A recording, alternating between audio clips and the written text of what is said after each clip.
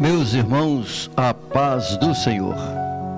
Graças ao nosso Deus que nos concede mais esses momentos que Ele tem nos proporcionado de poder estarmos juntos para estudarmos, meditarmos um pouco na palavra do nosso Deus. Rendemos a Ele graça e louvores por tudo que o nosso Deus tem nos concedido. Pois bem, meus irmãos, estamos nesse trimestre estudando sobre os dons espirituais e ministeriais. E durante esse período nós já lecionamos alguns dos temas e hoje nós estaremos ministrando a lição de número 4 com o tema sobre dons de poder. Só lembrando os irmãos que na nossa aula passada nós estudamos sobre os dons de revelação. E hoje nós vamos estudar sobre os dons de poder. Como eu disse na aula passada, esse termo, dom de revelação ou dom de poder, não está descrito pelo apóstolo Paulo. Porque quando nós estudamos ali de 1 Coríntios, no capítulo 12, do verso 8 ao verso 10, nós encontramos aí 3 grupos, né? E esses 3 grupos são classificados como o primeiro grupo, que é denominado didaticamente como dons de revelação. Então nós temos lá, nesses de dons de revelação, nós temos 3, que é o dom da palavra, da sabedoria, dom da palavra da ciência ou do conhecimento e discernimento de espírito. Isso significa que para esses 3 dons, quando o Espírito Santo manifesta, atua na vida de um crente, ele está fazendo o quê? Ele está revelando, através da palavra da sabedoria, ele está revelando a pessoa que estava oculta através da palavra da ciência, ou também a respeito dos espíritos que existem, né? Então nós falamos na aula passada, que existe o Espírito de Deus, o Espírito do homem e o Espírito satânico. Então, para sabermos a respeito do que está acontecendo, que está em oculto para o ser humano, Deus, Ele, então, revela. Hoje nós vamos estudar sobre os dons de poder. E também esse termo, dons de poder, não está escrito lá pelo apóstolo Paulo. Mas nós temos uma relação de 3 dons, que todos eles dependem de poder, ou seja, de energia, para que as manifestações de Deus se manifestem, que é o dom da fé, né? Vamos explicar sobre essa fé. Também o dom de curas, né? O dom de curas, e o dom de milagres, ou seja, o dom de maravilhas. Todos esses 3 dons, eles dependem de quê? De poder, de dínamos, para que possa acontecer. É sobre isso que nós vamos estudar hoje. E o nosso texto bíblico está aí em 1 Coríntios, capítulo 12, do verso 4, ou melhor, o verso 4, e depois vamos estudar o verso 9 e o 11, que diz assim: Ora, há diversidade de dons, mas o Espírito é o mesmo. Verso 9. E a outro, pelo mesmo Espírito, a fé. E a outro, pelo mesmo Espírito, os dons de curar.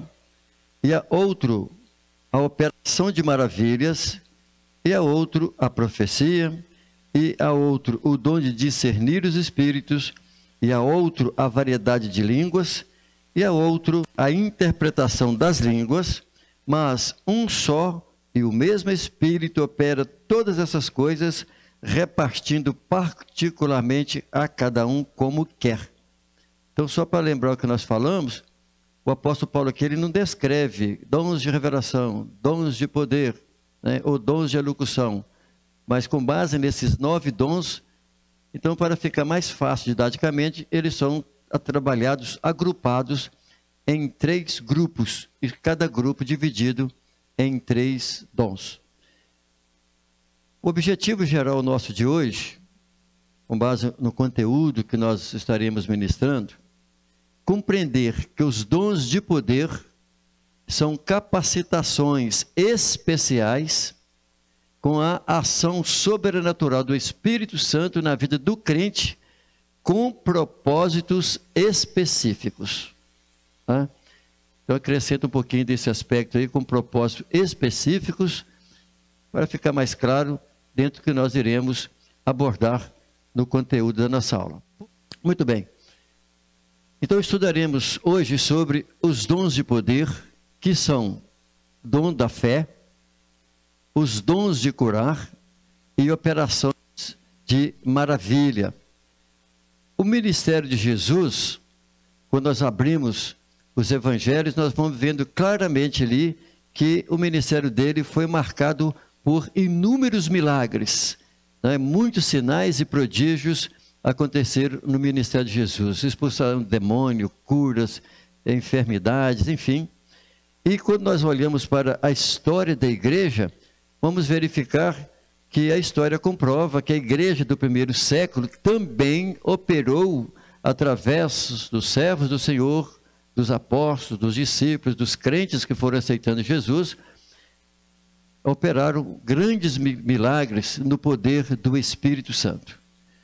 Então, com isso, já que o nosso Deus não muda, Ele é ontem, hoje e sempre, Deus, na pessoa de Jesus, tem esse propósito e deseja que a igreja da atualidade também seja usada pelos dons de poder, pois o próprio Jesus mesmo disse que os sinais hão de acompanhar a igreja até o fim dos séculos. Significa, então, que a igreja dos dias atuais, se buscar a Deus, consagrar-se ao Senhor, o Espírito Santo estará usando a igreja através dos dons de poder.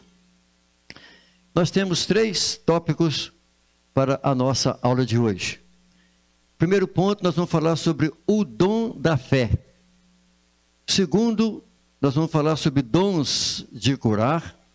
E o terceiro, o dom de operação de maravilhas. São esses os 3 tópicos que nós estaremos lidando na nossa aula de hoje.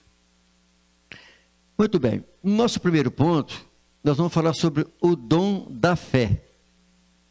Nós vamos aqui nesse primeiro ponto, antes de eu falar sobre o dom da fé, nós vamos conceituar o que são dons de poder, e que eles se dividem em 3, assim como eu fiz na aula passada. Antes de eu falar sobre a palavra da sabedoria, na aula passada, eu tratei sobre o que são os dons de revelação. E aqui eu vou fazer a mesma coisa. Nós vamos conceituar o que são os dons de poder, né, que são 3, já até mencionei sobre eles, e logo após nós já vamos tratar sobre o dom da fé. Muito bem, o que são dons de poder? São 3. Primeiro, o dom de fé, os dons de curar e o dom de operação de maravilhas ou de milagres, depende da tradução.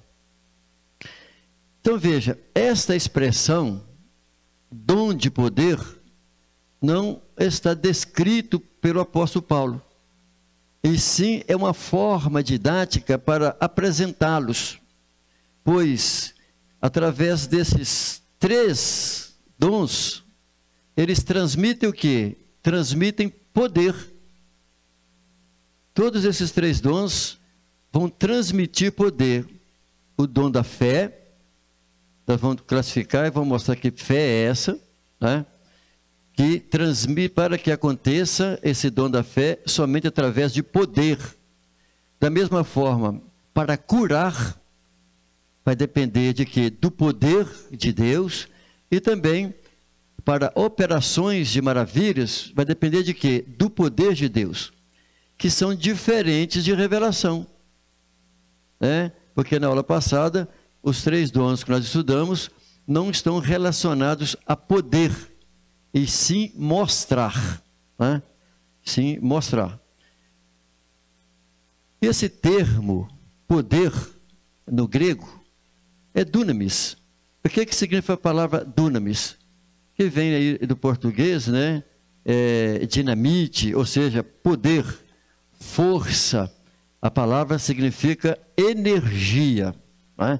Ou seja, tem que existir poder, tem que existir força para que possa acontecer esses 3 dons que nós vamos estudar.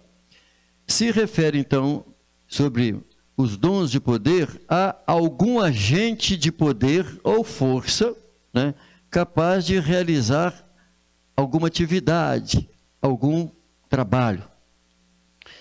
Então, o termo poder, quando nós olhamos para as Escrituras, e quando nós falamos aqui do grego, porque estamos falando do Novo Testamento, porque o Novo Testamento, né, foi escrito no grego. Então, o termo poder era usado para indicar o quê? Milagres. O próprio termo está lá, dínamos. Para indicar quando havia milagres, quando havia maravilhas, ou seja, os feitos que requer poder extraordinário e sobrenatural. Por exemplo, eu estou trazendo aqui o texto de Mateus, no capítulo de número 7 e 22, que o texto que eu estou trazendo, e também o capítulo 11, não tem nada a ver aqui, o que eu vou ler do versículo 22, a respeito da pessoa que deixou de ir para o céu. Mas sim o que se realiza, o que eles realizaram, tanto desviado ou não. Nós já explicamos que Deus, ele vela pela sua palavra, né? O que diz o texto? Muitos naquele dia me dirão: Senhor, Senhor, não profetizamos nós em teu nome, e em teu nome não expulsamos demônios? Como é que se expulsa demônio? Com poder. Com poder. E em teu nome não fizemos muitos milagres? Então milagre se faz com quê? Com poder. E em teu nome não fizemos muitos milagres? Agora veja, o capítulo 11 do mesmo livro de Mateus, os versos 20 e o verso de número 23, porque aqui Jesus está falando com as cidades rebeldes, cidades céticas, incrédulas, a respeito do poder de Deus, da ação do poder de Deus através de Jesus.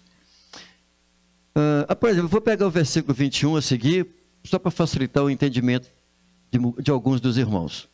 Então, Mateus capítulo 11, verso de número 21.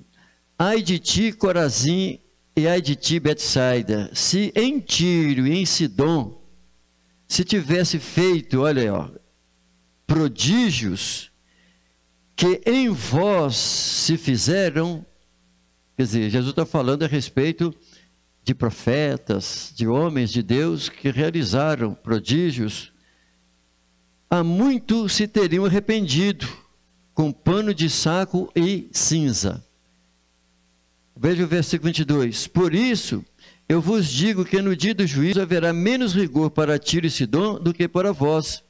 E tu, Cafarnaum, erguer-te-ás até os céus, será abatida até o inferno.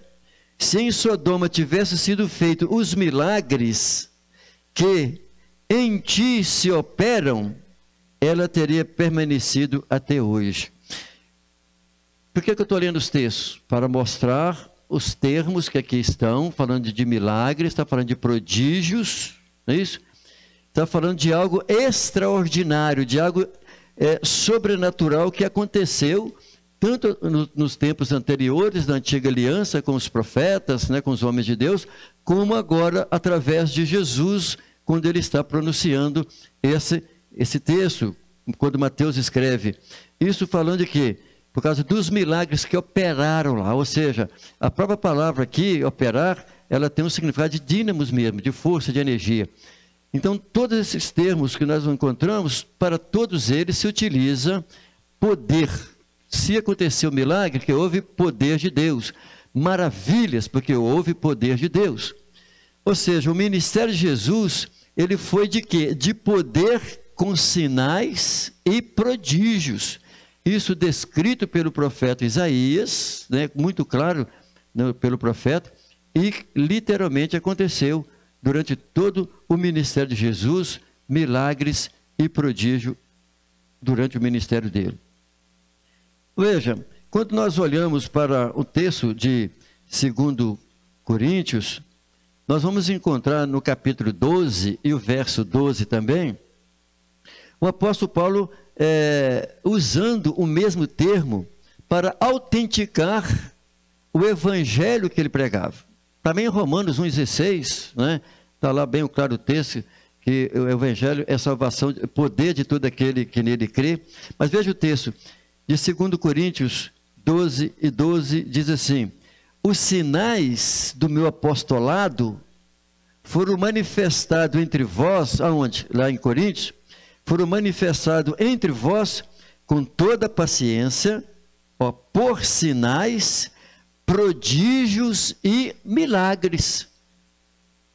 Isso está significando que durante o ministério do apóstolo Paulo, Deus o usou, né, com sinais, prodígios, maravilhas. Então os termos que nós temos aqui são o quê? Poder. Deus usou o apóstolo Paulo com grande poder para realizar curas, expulsar demônios e outros muitos milagres. Basta, né, nós lemos o livro de Atos dos Apóstolos, nós vamos encontrar dezenas de passagens sobre isso. Então, o que são dons de poder? Dons de poder são capacidades concedidas pelo Senhor à igreja para que haja, né? Para que ela possa agir sobrenaturalmente na proclamação do Evangelho. Veja que o ministério de Jesus foram todos através de poder, poder de Deus. Paulo esclarece isso. E também, quando os missionários, hoje, ou em qualquer lugar, ou quando a igreja, ela lida no mundo lá fora, no mundo hostil, há muitas manifestações satânicas, e que nós, como servos do Senhor, só podemos expulsar através de quê? Do poder da palavra de Deus. Se nós oramos, impusemos as mãos sobre as pessoas enfermas, então haverá o quê? Poder, ou seja, energia, poder do Espírito Santo para a cura daquela enfermidade. Então, esses dons, eles são chamados também dons de ação, ou seja, por operarem na área física, porque todos eles vão operar na área material, em tudo aquilo que está relacionado ao aspecto físico. Então vamos lá. Vamos falar então sobre o dom da fé. Esse termo fé, no grego, né, essa palavra substantivada é pistis. Esse é o termo no grego, ela é substantivada. E quando nós quisermos saber e ter uma definição sobre fé, basta nós abrirmos Hebreus capítulo 11, né? Tem até um erro aí, eu coloquei 1 em 1, mas na verdade é 11, capítulo 11, e o verso 1 aos Hebreus, que diz assim: a fé é o firme fundamento das coisas que se esperam e a prova das coisas que não se veem.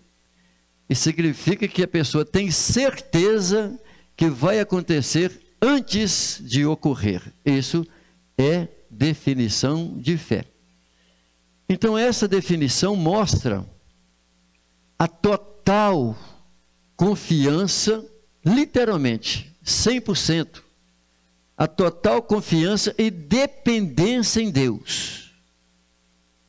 Tanto é que quando nós olhamos os heróis da fé, ali na galeria dos heróis da fé, no capítulo 11, aos Hebreus, nós vamos verificar ali o escritor tratando daqueles personagens, tudo que houveram, que aconteceram com eles, literalmente, é porque eles esperavam e criam na promessa do Senhor, nas coisas que viriam acontecer. E muitos deles esperavam a promessa e não as viram, mas eles criam que iria acontecer. Tanto é que o próprio livro esclarece sobre isso. Então veja, irmãos, Deus é poderoso para realizar todas as coisas, ou seja, qualquer coisa Deus é poderoso para realizar. Mas depende também de um outro lado, que Ele é poderoso para fazer qualquer coisa. Porque se Deus é o Criador e fez todas as coisas que existem, então Ele é poderoso para fazer qualquer coisa. Já a nossa fé em Deus é fundamental para as operações divinas entre nós. Ou seja, Deus é poderoso para realizar qualquer coisa, milagres, prodígio, para curar, qualquer coisa que Deus é poderoso para fazer. Mas sem fé é impossível agradá-lo. A fé, ela é o que? Fundamental. A nossa fé é fundamental para que Deus possa operar os milagres através de nós e no nosso meio. Então, primeiro, o que nós fizemos até agora aqui? Nós definimos o que é fé. Só que o texto que nós lemos em 1 Coríntios, no capítulo 12, aqui o verso 9, está tratando de dons, né? São dons sobrenaturais. É claro que tudo que vem do Senhor é um dom, dádiva. Mas nós podemos classificar pelo menos 3 tipos de fé. Podemos classificar 3 tipos de fé. Porque no fundo, o que é fé, irmãos? Fé é fé. Né? Fé é crer, ter certeza, convicção. Isso é fé.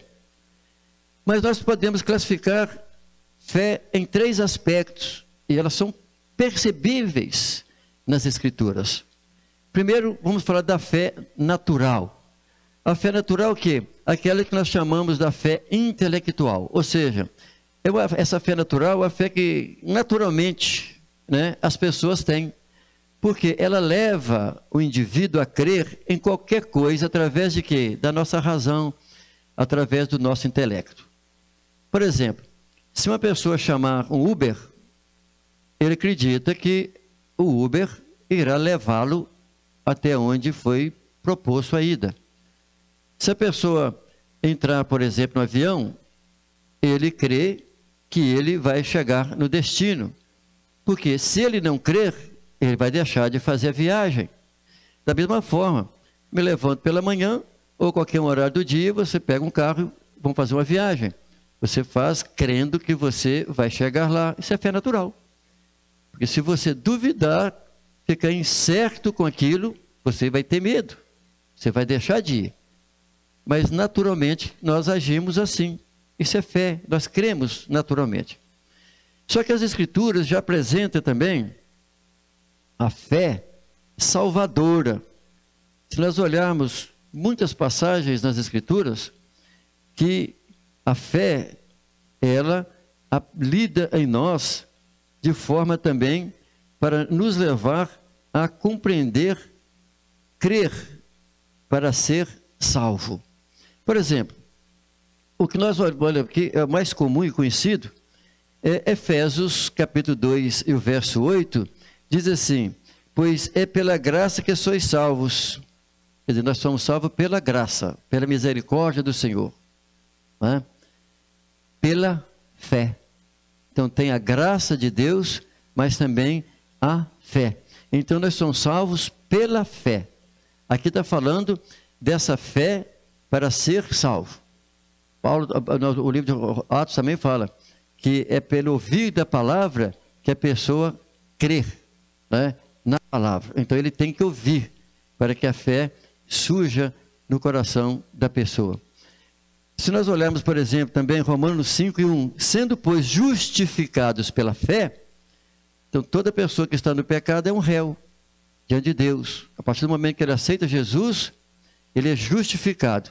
E essa justificação é pela fé. Olha lá. Sendo, pois, justificado pela fé, temos paz com Deus por meio do nosso Senhor Jesus Cristo.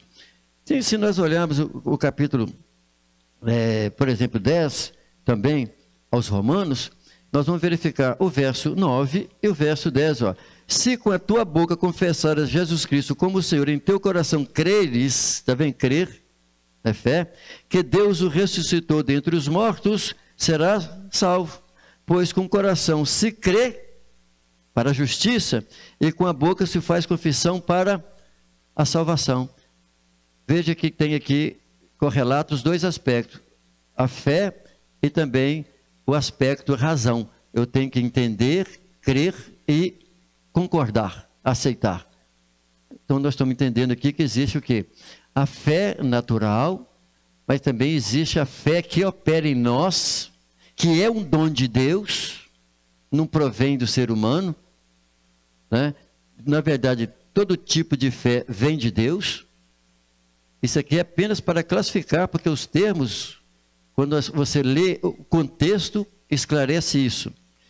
Mas aqui em 1 Coríntios, no capítulo 12, e o verso 9, nós já vamos encontrar também a fé como um dom, nessa classificação dos dons que nós estamos estudando aqui.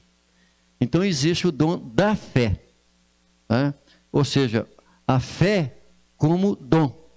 Esse aqui, o dom da fé, é o que? É a capacidade de se confiar em Deus de modo sobrenatural. É a maneira teológica de esclarecer isso. Porque se existe a fé natural, mas também existe a fé salvadora, aquela que me faz, que a gente chama de um milagre, porque que me faz crer, que é uma fé que me faz crer que Jesus é quem perdoa pecados, e eu opto por aceitá-lo ou não, porque eu tenho livre-arbítrio. Essa fé operou em mim, como eu acabei de ler os textos, ela operou em mim, só que eu defino se eu quero ou não. Essa fé é a fé para que eu seja salvo. Porém, claro, se a pessoa tem um novo nascimento, conhece o Senhor, Deus usará essa pessoa também, de que maneira? No dom da fé. Essa fé é chamada aqui uma fé especial, diferente das demais que eu acabei de mencionar. Por quê? Manifesta apenas em ocasiões especiais. Só em momentos especiais que essa fé ela vai agir, né? Que ela vai mover de forma que o servo do Senhor, pela graça, pela ação do Espírito Santo, por ser um dom sobrenatural, aqui é um dom sobrenatural, para agir para a operação de maravilhas, né? Ou algo mais que vai depender de poder. Veja, vamos voltar no livro de Mateus, no capítulo 17, o verso 20, vejamos aqui que através desse dom o Espírito Santo, ele dá ao crente a fé que opera sinais e prodígios. 17 e 20 diz assim, olha o texto aqui, quando Jesus ele cura um menino, né, epilético, que no contexto, né, da sociedade era uma epilepsia. O que acontece? Os discípulos não puderam curá-lo. Esse é o texto. Porém, Jesus falou assim, ó geração incrédula e perversa, até quando estarei convosco? Até quando vos sofrerei trazê-lo aqui? Trazei-me aqui o menino. Jesus repreendeu quem? O demônio. Veja que o menino era doente, não era doença física? Não, afetava sim problemas físicos dele. Mas existiu o que no garoto? Demônios. Primeiro, o que Jesus então teve? Discernimento de espírito, para saber que ele era demônio e não uma enfermidade comum. Então os discípulos aproximaram de Jesus, em particular, por que não conseguimos nós expulsá-lo? Jesus vai dizer, por causa da vossa pequena fé. Em verdade vos digo que se tiverdes fé, como um grão de mostarda, direis a este monte, passa daqui para acolá, e ele passará. Nada vos será impossível. Então, aqui nós vamos entender claramente que o Espírito Santo, ele dá ao crente a fé que vai operar sinais e prodígios. É ele que vai agir dessa forma. Tanto é que o texto de Coríntios, né, quando estamos tratando sobre os dons, olha lá, 1 Coríntios, capítulo 12, o verso de número 29, está dizendo assim, olha, porque esse dom sobrenatural não é a todos, tanto é que a uns, o texto é muito claro, a um Espírito, a uns a fé, a outro pelo mesmo Espírito os dons de curar. Ou seja, o Espírito Santo manifesta a certos momentos para que realize, através da fé, certos milagres. Ao passo que a fé salvadora já operou e continua na pessoa. Eu continuo crendo que Jesus me salvou, me libertou, continuo crendo.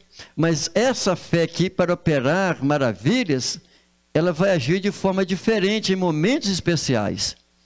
Por quê? Veja que 1 Coríntios, capítulo 12, o verso 29, está dizendo, são todos apóstolos? São todos profetas? São todos mestres? São todos operadores de milagres? Então não são. Veja que o próprio texto já está dizendo, não são. São todos. Paulo está mostrando que são dons que o Senhor manifesta quando Ele quer para aquilo que for útil.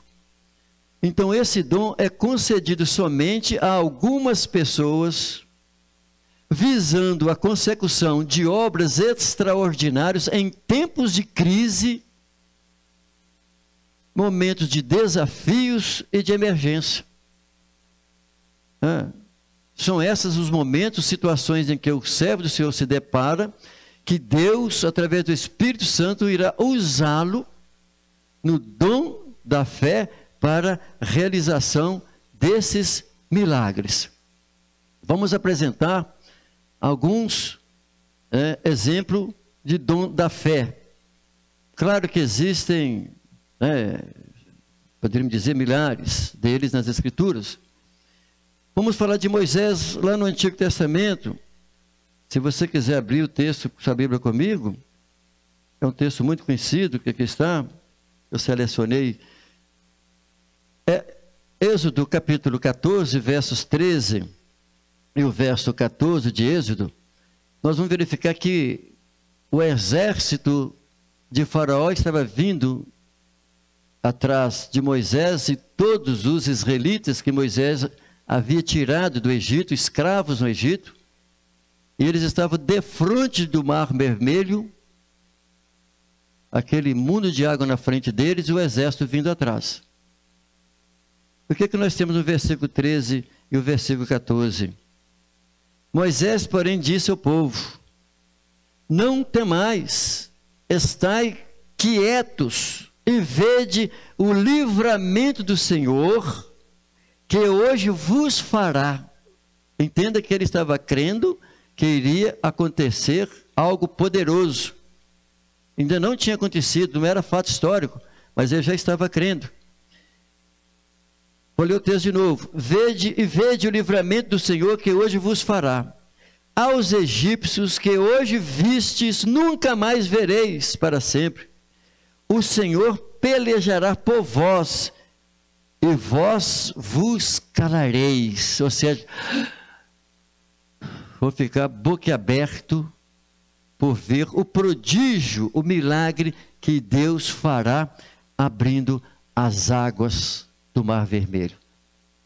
Isso é o que foi operado através do dom da fé em Moisés para crer no grande poder de Deus para abrir as águas. Da mesma forma, nós vamos encontrar em Josué, no capítulo 10 e o versículo 12, Josué orou a Deus, no momento em que estava acontecendo uma guerra entre os medianitas, e o exército de Israel estava fracassando, e aí já estava começando a escurecer, e ele precisava de luz do dia para que ele pudesse continuar na batalha. O que ele fez? ele orou a Deus e ordenou que o sol e a lua fossem detidos, lá no vale de Ajalon. Ele orou a Deus, e Deus realizou esse milagre, através do servo dele, Josué, para que Josué pudesse, com os seus soldados, continuar a peleja. Temos também, estou pulando lá para o livro de Reis, 1 Reis, né, capítulo 18, do versículo 33 ao 35, quando Elias, lá no Monte Carmelo, ele orou, né, ali diante dos sacerdotes de Baal, dos sacerdotes de Jezabel. O que ele fez? Ele orou a Deus e pediu para descer fogo e chuva, e caiu fogo sobre o altar e consumiu tudo que estava no altar. E o que ele fez depois? A seca que ele já havia profetizado 3 anos antes. Ele falou com Acabe que ele andasse depressa, que ele corresse, porque iria chover. E ainda não tinha chovido. E ele falou: apressa o seu passo, que você vai chegar debaixo de chuva. E a chuva caiu literalmente. Isso é o quê? Exemplo do Antigo Testamento sobre o dom da fé. No Novo Testamento, nós temos muitos e muitos exemplos, principalmente iniciando, né, com o próprio ministério de Jesus, né, com a pessoa do próprio Senhor Jesus Cristo. Mas nós vamos pegar aqui o exemplo de Filipe. Filipe, aquele lá do capítulo 6, do Atos dos Apóstolos, né? Um homem de Deus, um diácono, depois veremos ele como evangelista. Nós vamos verificar aqui no capítulo 8, ele então foi para Samaria.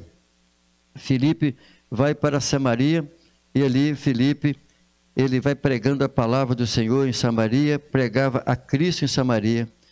E os versículos, a partir do verso 5, vai dizer que as multidões unanimemente prestavam atenção nas coisas que Filipe falava. As pessoas ouviam e viam os sinais que ele fazia. E os textos vai dizendo o seguinte, que os espíritos imundos saíam de muitos, e eles clamavam em altas vozes, muitos paralíticos e coxos eram curados.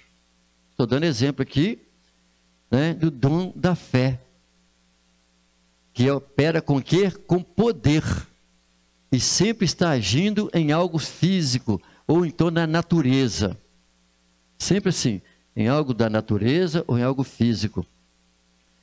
Nós vamos também lembrar aqui o texto, logo a seguir, no capítulo 12, né, de Atos dos Apóstolos, quando Pedro estava preso, estava no cárcere, aqui no versículo 12, melhor, capítulo 12, e o verso de número 6, olha, na noite anterior, no dia em que Herodes estava para apresentá-lo, estava Pedro dormindo entre os 2 soldados, ligado a 2 algemas, e as sentinelas à porta guardava a prisão. Ou seja, Pedro estava lá tranquilo, crendo que ele teria o livramento de Deus, porque ele cria literalmente que Deus iria livrá-lo, iria tirá-lo dali. Temos também passagem maravilhosa, já quase no finalzinho do livro de Atos dos Apóstolos, o capítulo 27, por exemplo, nós temos aqui o texto do versículo 25, onde estava para acontecer o quê? Um grande temporal do navio que Paulo estava nele, navegando até Roma, que foi a sua última viagem, que nós chamamos também de viagem missionária de Paulo, indo para Roma, foi sua 4ª viagem. E no versículo 25 ele fala: portanto, senhores, tende bom ânimo, pois creio em Deus que há de acontecer assim como me foi dito. Ou seja, que ninguém iria perder e ninguém iria morrer com aquele vendaval, com toda aquela situação que ali estava. Paulo cria literalmente. Olha o que diz o capítulo 28 e o verso número 5. Quando ele estava ali na ilha de Malta, quando eu fui pegar uns gravetos, o que aconteceu? Uma cobra venenosa picou-lhe a mão. Por isso que o texto vai dizer assim: mas sacudindo ele a cobra no fogo, não sofreu mal nenhum. O que diz Jesus lá em Marcos, no capítulo 16?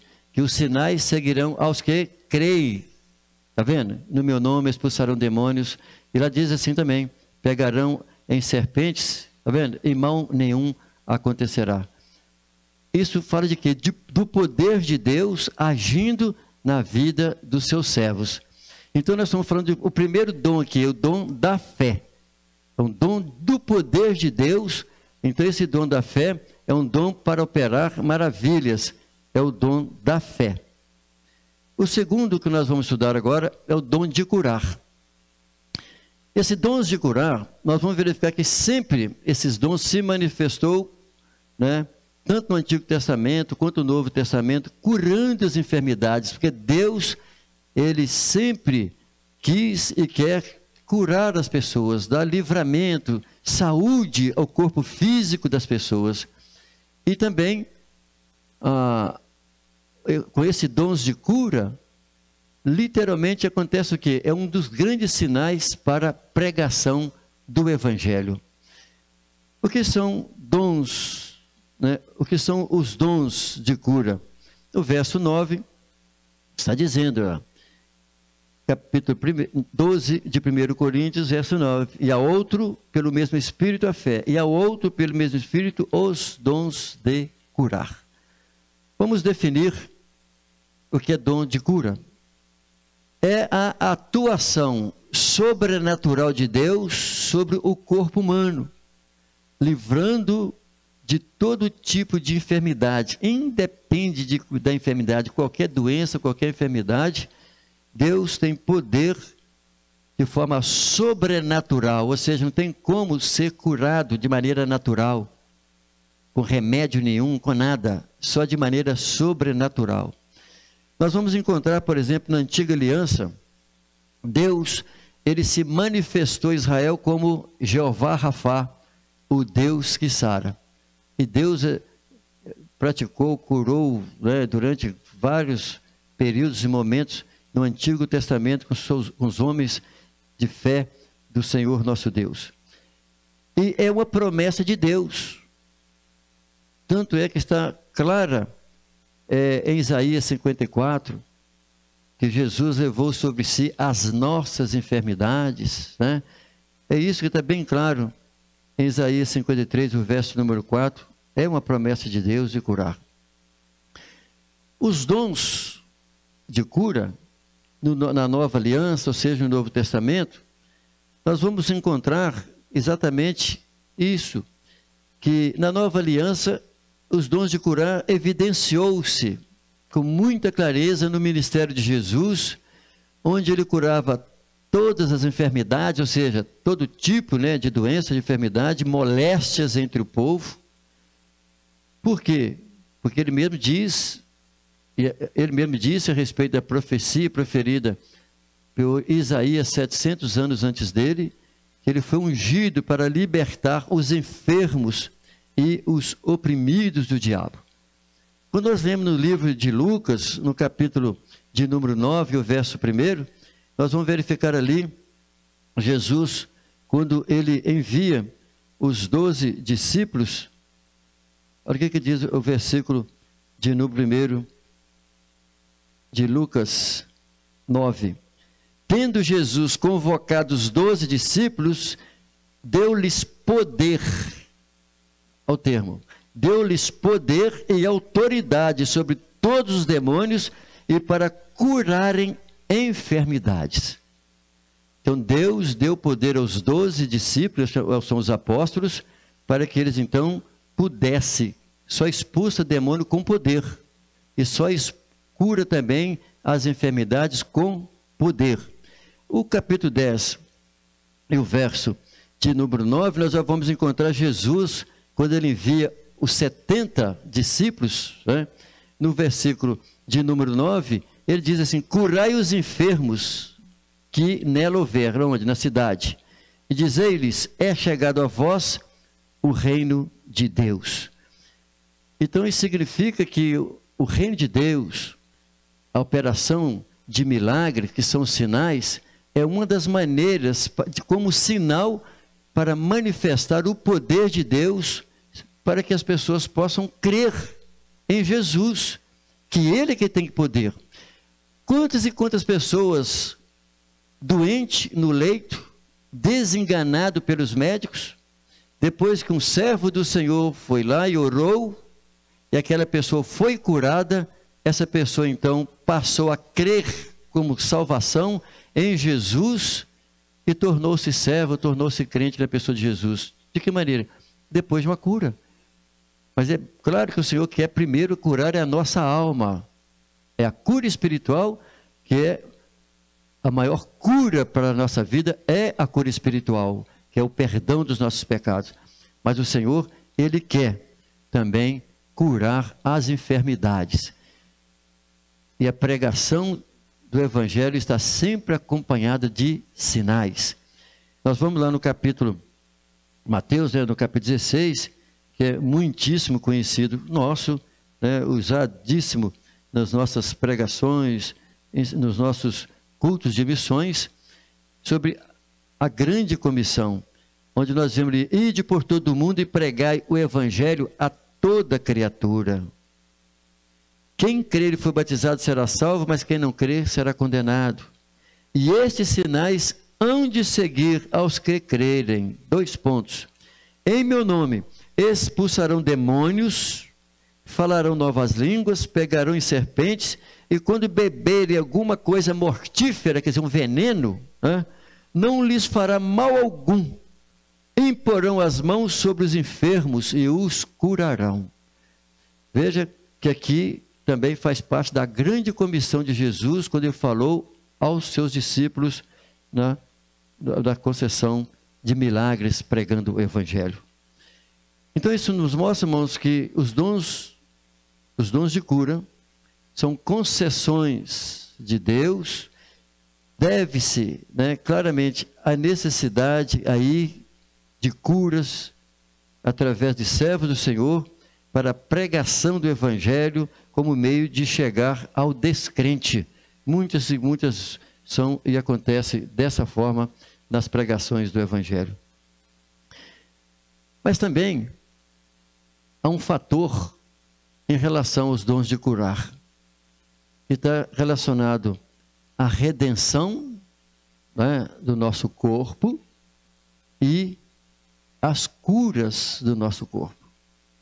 Quando nós lemos alguns textos das Escrituras, nós vamos verificar, como o caso de João 5, 14, outros muitos textos, que o pecado, ele veio a afetar a constituição física do homem, a nossa constituição material.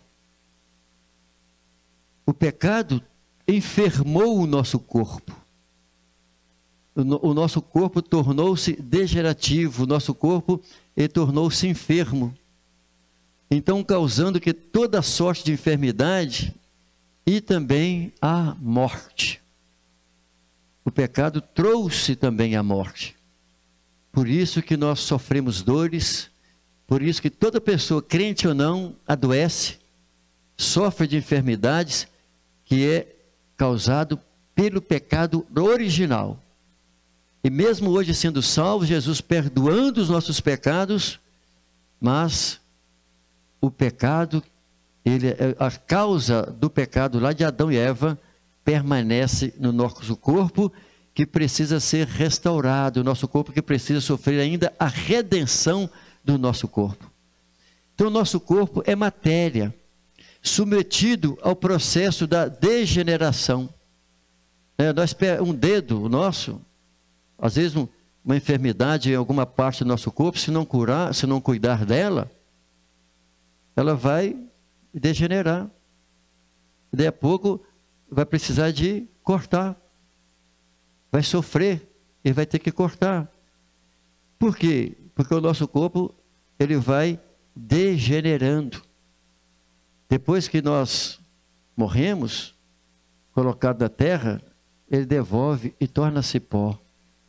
Mas mesmo nós sendo redimidos pela obra expiatória de Jesus lá na cruz, ainda nós aguardamos a redenção do nosso corpo. O apóstolo Paulo, ele explica, ele esclarece sobre isso, sobre a redenção do nosso corpo. Quando nós olhamos para o capítulo 8, e o verso 23, aqui, dentro do contexto, o apóstolo Paulo está falando de que a criação, as coisas que Deus criou, né, a criação, ela geme, aguardando a redenção. Ou seja, a terra foi amaldiçoada por causa do pecado, por causa do homem. Se nós vemos na Escritura, nós vamos verificar que os abrolhos, os espinhos, as bestas feras, elas passaram a surgir, a acontecer na terra por causa do pecado. A natureza, toda ela está aguardando o momento da sua redenção. E Deus vai fazer isso, lá no final. Porém, Paulo fala, aqui no verso 23, não somente ela, ou seja, a criação. Deixa eu ler o 22. O versículo 22 do capítulo 8 de Romanos fala: sabemos que toda a criação geme, como se estivesse com dores de parto até agora, desde a época do pecado de Adão, até agora. E o verso 23, não só ela, mas nós mesmos, que temos as primícias do Espírito, ou seja, primeiro nós, também gememos em nós mesmos, aguardando a adoção, ou seja, a redenção do nosso corpo. Isso significa que o nosso corpo, ele geme, nosso corpo chora. Literalmente acontece isso conosco, uma gripe é suficiente para isso. Estamos vivendo esse período de pandemia, olha o sofrimento que as pessoas estão tendo. Além do sofrimento da alma e do espírito, que transfere para questões psicossomáticas, dores do corpo. O nosso corpo enferma, adoece. Esse corpo nosso está aguardando a redenção do corpo. O apóstolo Paulo fala sobre isso lá em 1 Tessalonicenses, no capítulo 4. Ele fala de que quando Jesus, ele tocar a trombeta, os mortos, salvos que estão no paraíso, eles ressuscitarão. E nós, os que estamos vivos, seremos transformados. Receberemos um novo corpo. Paulo fala sobre isso, explica isso em 1 Coríntios, no capítulo 15. Porque essa carne, que é corruptível, ela não pode herdar os céus. Então nós receberemos um novo corpo, um corpo incorruptível, diferente desse, para habitar e para estar com o Senhor. Amém? Então, o nosso corpo, ele aguarda a redenção.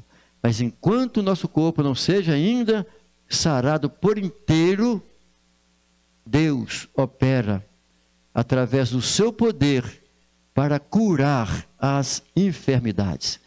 São centenas de milhares de pessoas que testemunham curas feitas pelo Senhor.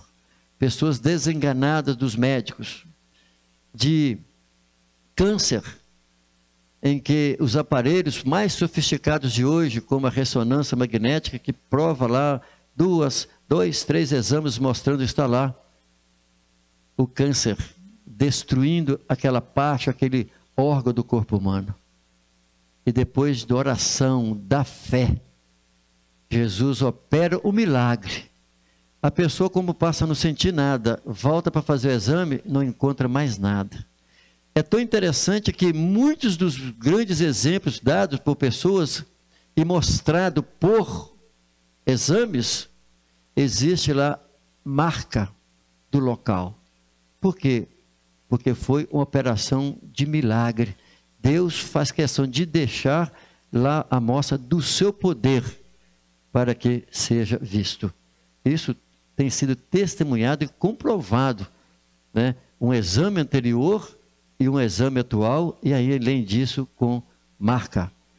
Quem crer, recebe a graça e a misericórdia do Senhor.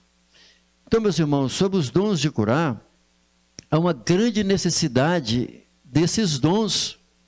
Além da cura divina, ao corpo, o alívio do corpo, serve também como sinal para o homem crer na pessoa de Jesus, por causa do milagre que está acontecendo.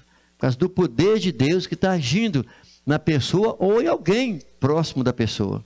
Razão pela qual os dons de curar são necessários à igreja de hoje. É necessário que nós busquemos de Deus, creamos no poder de Deus, no poder da cura, do milagre, e de orar pelas pessoas como imposição de mãos, como a Bíblia ensina, para que as pessoas sejam curadas. Primeiro porque Deus quer que haja então esse prodígio, esse sinal, e que a pessoa creia no poder de Deus, que a pessoa seja literalmente também aliviada da sua enfermidade, ser curada. Olha quantas pessoas Jesus curou, né? Pessoas coxos, quantos e quantos anos, pessoa ali enfermo, doente. O caso, por exemplo, de Pedro e João lá na Porta Formosa, em Atos dos Apóstolos, no capítulo 3, né? Ele chega lá no templo, está lá um coxo lá pedindo esmola ali a vida inteira. E o que Pedro falou com ele, João? Não temos ouro e nem prata, mas o que temos, isso eu te dou. Em nome de Jesus, levanta e anda. Sim. Poder de Deus, através da fé. Fé como poder de Deus. Isso significa que no mundo incrédulo, meus irmãos, que nós estamos vivendo, de ceticismo, onde a medicina desenvolve e tem desenvolvido rapidamente, a tecnologia tem desenvolvido tanto. Quantas e quantas pessoas hoje têm sido curado, têm sido restabelecido através, né, da medicina. E a palavra de Deus, lá no Antigo Testamento, tratou sobre isso, sobre o avanço, né, da medicina. Então, com base nesse aspecto, no mundo incrédulo de hoje, onde a medicina tem desenvolvido muito, o homem tem tornado-se o quê? Cada vez mais dependente da medicina. Recorre à medicina, usa o seu dinheiro, o máximo que ele tem, mas nem tudo a medicina pode. E a medicina consegue às vezes aliviar um período, a medicina às vezes consegue prolongar a vida da pessoa, às vezes meses, com paliativos, mas não tem poder de curar muitas e muitas doenças, não tem. Mas Jesus tem poder para curar toda e qualquer enfermidade. Então aí está a grande necessidade da igreja dos dias de hoje, orar crendo que Jesus tem poder e Ele cura as enfermidades, para que o nome do Senhor seja exaltado, que o nome do Senhor seja glorificado. A manifestação de poder sobrenatural está à disposição da igreja, para que a humanidade reconheça que Deus tem o poder de sanar todas as doenças, de maneira sobrenatural. Para isso, a igreja, nós precisamos nos consagrar, orar, crendo, tendo comunhão no nosso relacionamento com Deus, porque não poderemos duvidar no momento da oração. Mas é claro também, nós sabemos que Deus opera daquilo que for útil, como o próprio texto no capítulo 12 diz. Ele é soberano. Deus cura, sim, no momento em que Ele quer.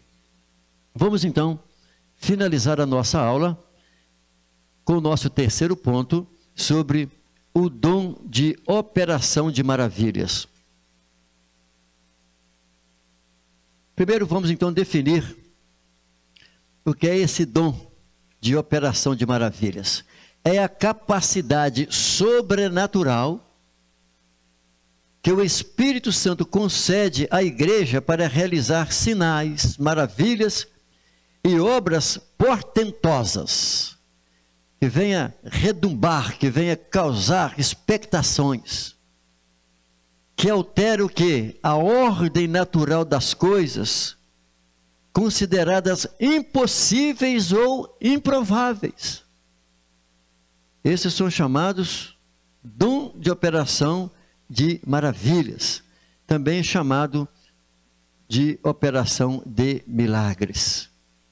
Vamos verificar alguns exemplos bíblicos sobre os dons de operação de maravilhas ou de milagres. Existem muitos casos no Antigo Testamento, como no Novo, em que Deus alterou as leis da natureza.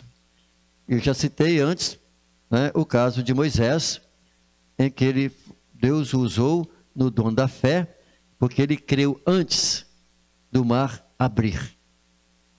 E aí nós temos o quê? Essa operação das maravilhas, com o poder de Deus, para dividir as águas do Mar Vermelho. Então foi formado 2 muros de água, para que todos os israelitas passassem ali. E assim que todos eles passaram, as águas vieram e cobriram todo o exército de Faraó, com seus carros e cavalos, todos eles foram destruídos e mortos pelas águas do Mar Vermelho. E o que é isso? Operação de maravilhas, aonde Moisés falou assim, e vós calareis. Ou seja, eles estariam vendo aquele mistério, aquele milagre acontecendo através do poder de Deus. Jamais eles iriam esquecer de algo que os olhos deles puderam ver. No caso também depois, vou citar aqui o caso apenas de Eliseu, tem muitos outros na Bíblia, 2 Reis 2:14, ao separar as águas do Jordão. Depois que Elias foi levado aos céus, que a capa de Elias caiu, Eliseu pegou a capa, então ele usou aquela capa de Eliseu e tocou no Jordão, e o Jordão abriu as águas para Eliseu passar. E quantos exemplos nós temos, dos mistérios e grandes prodígios usados por Deus através de Elias e de Eliseu. Eliseu foi o dobro ainda, No Novo Testamento, nós vamos verificar sobre o dom de operação de maravilhas. O ministério de Jesus foi literalmente marcado por operações de maravilhas. Já imaginou, irmãos? No caso do exemplo que eu estou dando aqui, de quando Jesus estava no barco com os discípulos, ali em Cafarnaum, indo para o outro lado, que foi para Gadara, e Jesus ele encostou lá no barco e dormiu. E aí acontece o quê? Uma tempestade, vento, o barco ficou bravio, os discípulos, e veja que os discípulos eram todos conhecedores, navegadores, pescadores, e eles viram que ele estava a ponto de morrer, e clamaram a Jesus. E o que Jesus fez? Ele repreendeu o vento e o mar. E houve o quê? Todos, o vento e o mar se aquietou e houve bonança. Quem é esse? Os discípulos falaram que o vento e o mar obedecem a Jesus. Isso porque Deus é o Criador de todas as coisas. Tudo estão nas mãos do Senhor. O que aquilo estava acontecendo? Operação de maravilhas. Mas também da mesma forma, no texto lá de Marcos, no capítulo 5, ele já registra, assim que ele chega do outro lado do mar, depara com quem? Com o endemoniado. Mais maravilhas que vai acontecer. Eu não estou trazendo aqui porque está vindo à minha mente agora e nós estamos com 1 hora de estudo, então vamos colocar mais essa aqui. Então Jesus, quando chega do outro lado, o que ocorre? Aparece diante dele ali o endemoniado gadareno, em que as cadeias não poderiam prendê-lo, barra de ferro, nada poderia prender aquele homem. Vivia nos sepulcros, e Jesus repreendeu e tirou dele aquela legião de demônios que existia nele. Uma legião correspondia a cerca de 5.000 soldados romanos. Imagine a quantidade de demônios que existia em um só ser humano. E Jesus, com o poder de Deus, ele expulsou todos os demônios daquele homem. Então, os discípulos viram, o poder, maravilhas acontecendo enquanto eles estavam no barco, e depois, do outro lado, mais maravilhas acontecendo. Nós também temos exemplo aqui colocado aqui, a ressurreição do filho da viúva de Naim, que estava morto. Jesus curou o menino, deu vida de volta a ele. A ressurreição da filha de Jairo, também tem Lázaro, que já estava morto há 4 dias, e Jesus ressuscitou, trouxe Lázaro de volta. São o quê? Dons de maravilhas. Imagina o tanto de fala, de conversa que houveram, de pessoas foram atrás de Jesus por causa desses milagres, dessas maravilhas. É a mesma coisa que acontece quando a igreja ora e Jesus cura. Então as pessoas maravilham e exaltam e glorificam a Deus pelo poder. Outro exemplo que eu tenho também aqui, Pedro, ao andar sobre as águas, né, a operação de maravilhas. Paulo, quando nós lemos em Atos dos Apóstolos, no capítulo 19, ele vai mostrar que ele foi, né, até eles com que? Com os sinais e maravilhas. Ou seja, Paulo, ele deixa bem claro para a igreja que a credencial dele era o quê? A operação dos prodígios de milagres que Deus realizava através da vida do apóstolo Paulo. Então estão esses exemplos na Bíblia dos poderes que Deus usa sobre operação de maravilhas, ou seja, operação de milagres.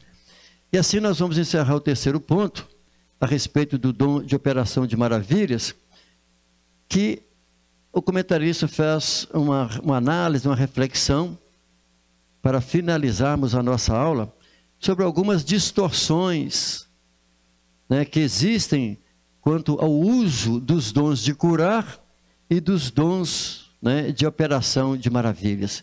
Existem algumas distorções que têm causado, né, muitos problemas. Por quê? Existe um grupo aí, não é só um, existem vários grupos que utilizam, são chamados pensamentos positivos, né? Eles dizem o seguinte, que o cristão, ele tem poder para determinar a cura de alguém, decretar a cura de uma pessoa. Mas só que os cristãos não têm autorização divina para decretar cura de ninguém, para decretar ou determinar ou exigir a cura de enfermo.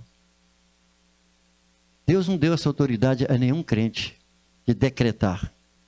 Isso acontece segundo a graça, segundo a misericórdia de Deus, segundo a vontade dEle. A nossa relação com Deus não se dá em forma de barganha, em hipótese alguma. Porque quem somos nós para exigir de Deus alguma coisa? Né? Tem pessoas que falam assim, eu já ouvi muitos que falam assim, eu quero que Jesus faça isso. Eu estou orando, porque eu quero que Jesus faça isso. Você pode até querer. Mas até a entonação que a pessoa usa, dá a ideia de que Jesus está a serviço daquela pessoa. Ele deixou de ser servo. Né? Se não fosse a graça, se não fosse a misericórdia de Deus, o que seríamos de nós? Eu mesmo falo de mim. Se não fosse a graça, se não fosse a misericórdia de Jesus, o que seria de mim? Será que eu estaria vivo ainda? Ou em que estado eu estaria hoje, se não fosse a graça e a misericórdia de Jesus na minha vida? Agora, o que nós devemos fazer é rogar ao Pai, buscando de todo o coração para que Deus possa curar os doentes. Por quê? Porque a palavra de Deus recomenda, Tiago fala isso, que nós devemos orar pelos enfermos. Por quê? Porque a oração do justo tem muito nos seus efeitos. Então vejam, meus irmãos, que Jesus, ele nos ensinou que em seu nome nós devemos impor as mãos sobre os enfermos e eles serão curados em nome de Jesus. Então nós devemos orar, e quem sara o enfermo é literalmente a vontade do nosso Deus. É Ele quem tem o poder. O crente não pode ser tratado em hipótese alguma como ídolo. É por isso que o comentarista está trazendo, porque existem algumas distorções. Porque às vezes quando a pessoa ora por uma outra pessoa para ela ser curada, daí a pouco Deus usa de novo aquela pessoa para curar alguém, mas nem sempre Deus vai estar usando a mesma pessoa para curar. Às vezes as pessoas passam a tratar aquela pessoa como um ídolo, por ele ter curado. Na verdade, quem curou não foi ele, quem cura é Jesus, e quem tem poder para curar é Deus. Qualquer servo do Senhor é apenas um servo de Deus. Então isso significa que quem opera sinais e maravilhas é Jesus. Quem opera sinais e maravilhas é o Senhor, não é nenhum homem. Porque toda a ação dos dons vem do Espírito Santo. Nós não temos como agendar, né, um dia nem uma hora para que ele possa operar o milagre em alguma pessoa. Vamos determinar um dia e uma hora para que ele possa fazer isso e operar o milagre. Em hipótese alguma, em momento algum. Então, meus irmãos, nós estamos encerrando, finalizando, que nós vimos aqui que os dons de poder contribuem para legitimar a pregação do Evangelho. Sem eles, a igreja está fadada a não ter êxito em sua tarefa de evangelização. Porque a igreja precisa literalmente em todo tempo ser usada por Deus nos dons de poder. Mas infelizmente, muitos querem utilizar, né, essas dádivas para obterem lucros financeiros e enriquecimento pessoal. E isso tem trazido o quê? Vergonha ao nome de Jesus. Infelizmente, há pessoas que falam que está curando, orando para Jesus curar. Isso está trazendo vergonha, manchando, né, a idoneidade da igreja diante da sociedade. Porém, a Bíblia diz muito claro que o juízo de Deus virá sobre essa pessoa. Mas que nós, como igreja, façamos o uso dos dons de poder para propagar o Evangelho do Senhor Jesus e assim o nome do nosso Deus ser exaltado, o nome de Jesus ser glorificado. Meus irmãos, graças ao nosso Deus, nós encerramos a nossa aula.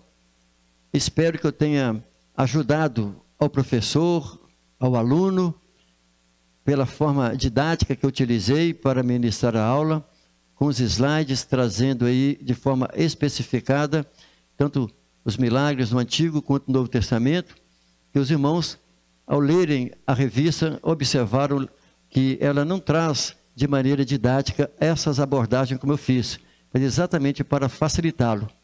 Mas eu faço essas abordagens, utilizo todos esses recursos da didática, sem tirar o conteúdo, porque não fui eu que escrevi. Eu tenho que respeitar o comentarista. Trabalho dentro do texto, dentro do contexto. Eu posso apenas utilizar outras passagens, apenas linguagem, diferente às vezes para facilitar a compreensão. Mas nada mais, porque a proposta é auxiliar o professor e ao aluno para que ele possa compreender melhor as passagens do nosso Deus.